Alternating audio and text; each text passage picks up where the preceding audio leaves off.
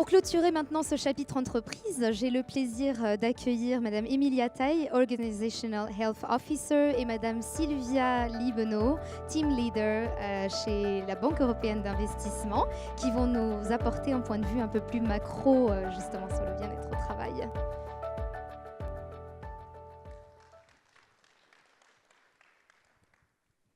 Un grand merci, mesdames. Bonsoir. Vous avez développé, si j'ai bien compris, à la Banque européenne d'investissement, un programme à 3 niveaux qui s'attaque à la relation au travail. Est-ce que vous pourriez nous en dire un peu plus ? Oui. Donc, c'est un programme que nous appelons Organization Health, la santé organisationnelle. Et on a choisi ce mot, cette expression, pour décrire l'organisation comme un organisme.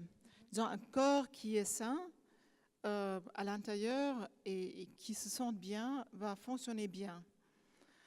Donc, on voulait consciemment s'éloigner, aller au-delà des approches de well-being purement.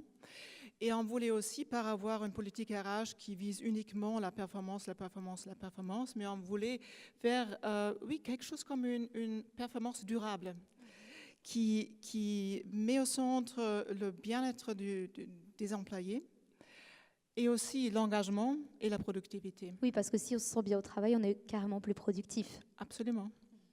Et on est arrivé à cette approche parce que avec la crise financière, la Banque européenne d'investissement était beaucoup plus sous pression qu'auparavant.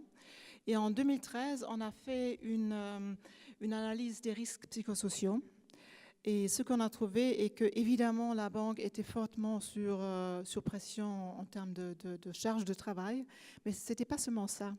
On avait des aspects de coopération entre les directions, de clarté des rôles et responsabilités, un sentiment des gens qui n'avaient pas suffisamment d'autonomie, ce qui était mentionné aussi avant, et aussi fortement des questions de communication, relations au travail, qui ont fait que les gens se sentaient plus stressés que nécessaire. Donc on a construit ce programme sur trois piliers, donc Emilia va raconter tout à l'heure, et c'est réellement une approche globale. Emilia, est-ce que tu veux commencer ? Vous voulez nous en dire un peu plus ? Oui. Donc en fait, pour ceux qui travaillent dans la prévention des risques psychosociaux, je ne vais rien apprendre. Donc on a la prévention primaire, secondaire et tertiaire. La prévention primaire, c'est qu'on s'attaque directement aux facteurs de risque en essayant de les éliminer autant que possible.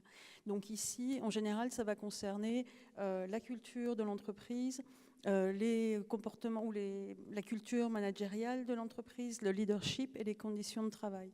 Dans ce sens, à la BEI, donc, nous travaillons sur des policies et des politiques en fait, visant à améliorer et à réduire ces risques en partant au départ d'une méthodologie d'évaluation des risques de manière à pouvoir adresser ce qui est en fait pour nous le plus important. Au niveau de la prévention secondaire, nous faisons en fait de tout ce qui est soutien aux individus et aux équipes. Donc ça va être de la formation, notamment développer la capacité de chacun à prendre soin de lui-même, par exemple, à travers des formations de résilience, mais également tout ce qui va être en fait le dialogue, puisque des problèmes qui ont été identifiés suite à cette évaluation de risque étaient que les personnes avec cette culture extrêmement polie avaient des difficultés à pouvoir avoir des conversations difficiles, à pouvoir communiquer de manière efficace. Donc avoir des formations qui sont très puissantes, qui permettent vraiment aux gens de pouvoir s'ouvrir à cette capacité à dialoguer, c'est un des points focaux en fait, auxquels nous nous sommes attaqués. Et le dernier qui est en fait vraiment sur tout ce qui est gestion de conflits. Puisque le conflit est souvent aussi la résultante d'une culture où la communication n'est pas toujours très ouverte. Donc, en plus de ça, nous faisons donc des formations dédiées pour les équipes, du support individuel, mais du support également pour les équipes. Je vais passer sur les choses qu'on a comme les psychologues d'entreprise auxquels les personnes ont accès de manière confidentielle, un counselor, un coach auquel ils peuvent avoir accès en cas de besoin, la médecine du travail, etc. Et pour passer au volet tertiaire, qui est vraiment là pour le coup, quand la personne malheureusement est déjà en détresse ou est en maladie, c'est comment est-ce qu'on peut faciliter un retour au travail le plus rapidement possible, de manière à permettre à ce que la personne ne reste pas trop longtemps. Parce que les études ont montré que plus les personnes restent longtemps en maladie, plus il y a une difficulté à pouvoir vraiment les ramener au travail. Et là, on a une approche collaborative avec le médecin, avec le manager, avec les RH, pour pouvoir nous assurer que la personne va revenir au travail et surtout pouvoir rester au travail dans des bonnes conditions. On parle de formation aussi auprès des managers, c'est aussi tout un changement de culture organisationnelle. Est-ce que vous sentez par exemple à la Banque européenne d'investissement que les managers sont prêts justement à bouleverser un petit peu cette hiérarchie obsolète, on va dire aussi? Bon, prêts, ils sont certainement. Ils voient aussi que c'est une nécessité. Ils ont envie d'apprendre. Est-ce qu'ils ont le temps? Pas souvent.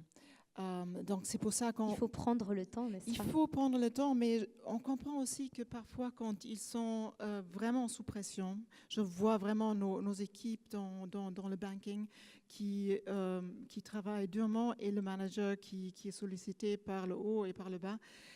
Souvent, ils pourraient évidemment se trouver le temps, mais ce n'est pas leur métier. Moi, je le vois comme coach, comme RH, le développement personnel, professionnel, c'est très important. Je comprends aussi un banquier qui a une autre perspective. C'est quelque chose en plus, finalement. Exactement. Mais ce qu'on essaie de faire est de faire des formations courtes, disons lunchtime, demi-journée. Et ça, c'est fortement ils ont pris et apprécié parce que là, évidemment, ils veulent. Et comme ça, ils peuvent faire des petits pas pour se développer dans la même direction. Donc petit à petit, par petites touches, vous réussissez à sensibiliser, à montrer qu'effectivement, c'est quand même d'une importance cruciale aussi que de changer ces modes de management où voilà, on a toujours fait comme ça, on le dit souvent, pourquoi est-ce qu'on va changer? C'est aussi cette vieille idée où on demande aux gens qui veut changer? Oui, tout le monde. Qui veut du changement? Oui, tout le monde, mais qui veut changer? Alors là, plus personne, effectivement. Écoutez, je vous remercie pour votre témoignage et cette approche globale de ce qui se fait aussi à la Banque européenne d'investissement. Un grand merci pour votre témoignage et ce riche partage.